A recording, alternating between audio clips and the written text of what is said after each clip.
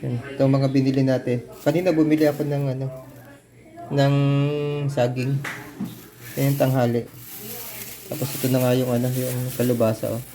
Hindi ko alam kung si Batch ito o ano nga itong tawag dito. Pero may pananim ako niyan. Pag ano, itatanim ko yung mga buto. Talong. Pangbulang lang, masarap din. At saka ano, gisa. Okay din ito sa gisa. Tapos ito,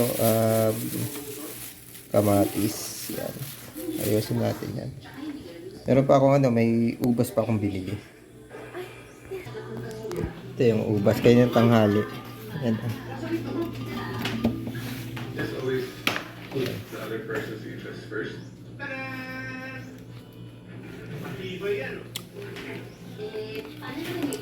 May buta.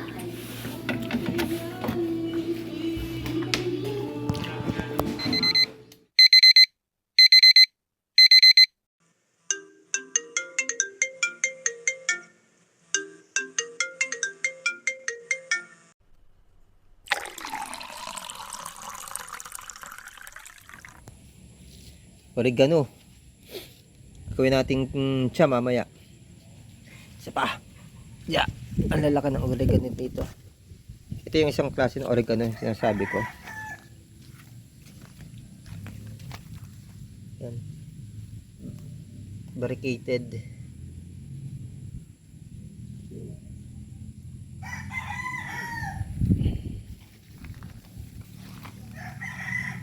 Maliliit siya kumpara dito sa ano, ang ganda ng barricaded. Oh. Mas maliliit siya kumpara dito, oh. Green oregano. Lapad ng dahon. Taas na. So, nagtanim ako dito. Iba siya dito, oh.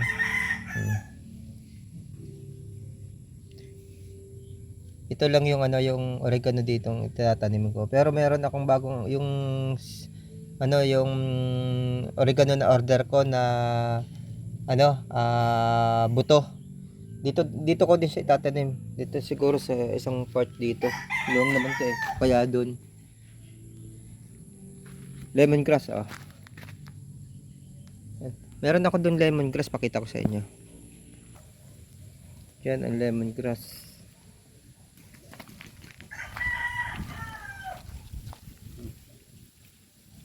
Galing dito yung tinanim ko doon.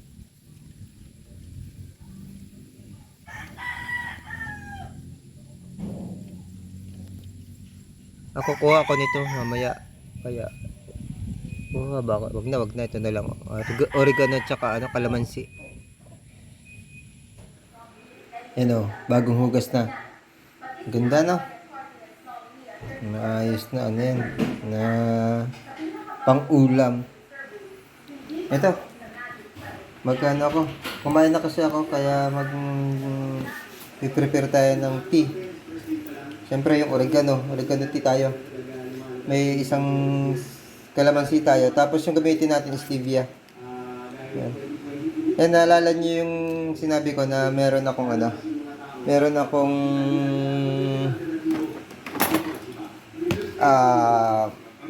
ano yung palanim na stevia.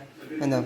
Mas maganda kasi yun. Kasi ito, hindi ko alam kung anong ano na ito eh. Nakapakete na ito eh. Pero sabi natural din daw ito. Sa ingredients niya, 1 gram. Pinowder lang eh. Pinino lang.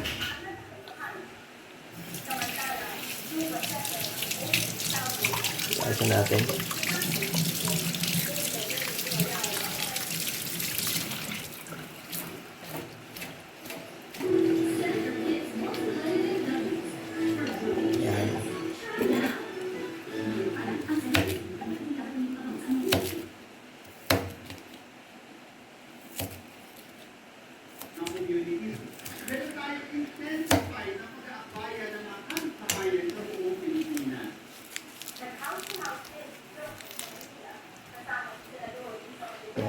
Lagyan natin dito.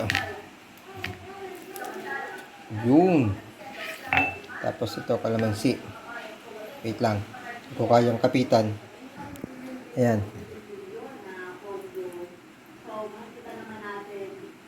Tapos yung stevia. Ayan. Wait lang, buksan natin.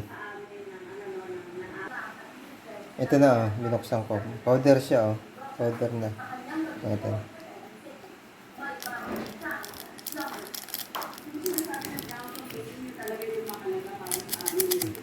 Mag-init lang tayo ng tubig. Pagka mainit na tubig, lagay na lang natin. Sige. Wait lang, mamaya na lang. Pagka mainit na yung tubig. Ayan, mainit na. Ano, mainit na. Tingnan natin. Buti na natin. Ilagay na natin dito sa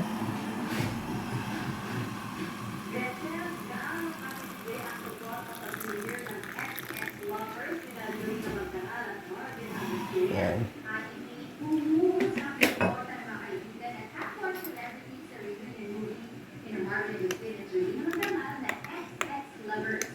May bago naman abangan mula kay Jane de Guzman na mag-isip din ang advocacy niya. Nagpapatrol, MJ Felipe.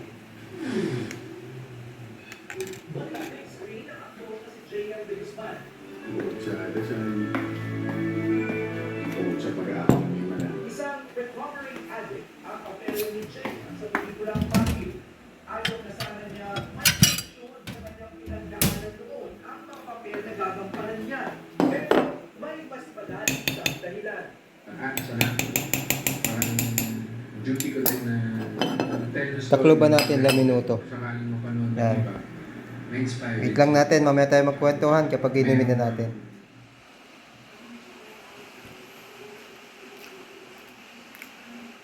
Mahalagang kumain ng mga ganito. Mga prutas, tapos yun, yung tsa. Pinapainit ko lang yung tsa. Maganda din yung kung direktang ano, yung papakuluan mo. Pero yung kalamansi, pagka pagka inumin na. Tsaka yung yung stevia. Ang ganda din yung stevia na sariwa, yung kapipitas mo lang. Yung sigurado tayo doon. Walang halo. Itong ganito hindi ko din masyadong alam, pero basahin mo yung ingredients nakalagay doon, wala naman. Ano lang siya, powder lang talaga siya. Pinowder yung nakalagay doon.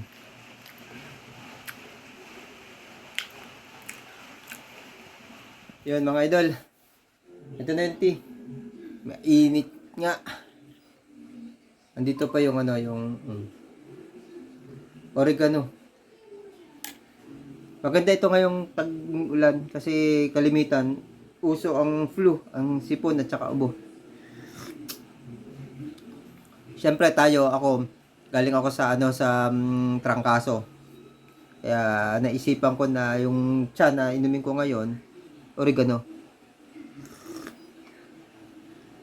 Ang maganda ngayon, oregano, yung sambong tea. Wala akong sambong dito, wala akong tanim na sambong, pero siyempre tatanim tayo.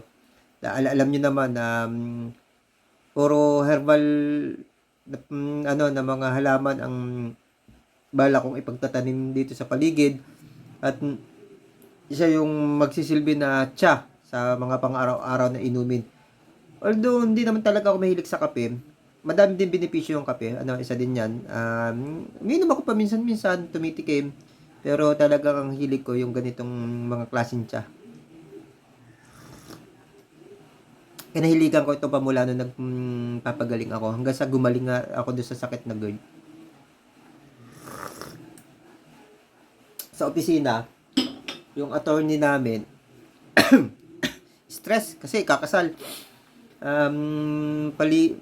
Palaging nakakaranas ng ng pag-aasid. Siyempre ganun talaga yung mga yung mga nai-stress na ngayon, lalo kahit mga kabataan, yung mga nag-aaral. Madami ako naging followers na nag-aaral. Shoutout sa kanila. At yun, sa pag nagre-review, napapagod yung isip, saka nai-stress sila, nag-aasid. Yan yung nagiging problema na talaga ngayon, yung acid, kasi iba yung lifestyle natin. Yun yung pinayo ko, yung tsa. Tsa lang. Ang una ko nga sinabi kung yung kung gusto nila Kasi siyempre mahirap yung basta lang minom ng tiyan, hindi nila alam kung saan sila magsisimula. Ano? Pero research lang lahat ng mga pwedeng gawing tiya, ano yung mga benepisyo nito, mainam, makakatulong sa atin yon. Tulad ng ganito, ang benepisyo nito, unang-una, alam mo, yung sa pulmonya, sa ano, sa baga, ano, marami pang iba. Lagyan natin sa link, ano. Dami matutulungan nito, hindi lang naman ito syempre sa pag pero ang purpose ko talaga nito sipon at saka ubo, ano, pero hindi lang yun yung benepisyong makukuha mo sa pag-inom ng oregano cha, ano, oregano tea. At yan yun yung dahilan kung bakit madaming mga tea ang aking iniinom. Kasi yun nga, sabi ko, kung saang bansa na mahilig ang mga tao sa kultura nila ng pag-inom ng tsa, yun yung mga bansa na maraming matatanda.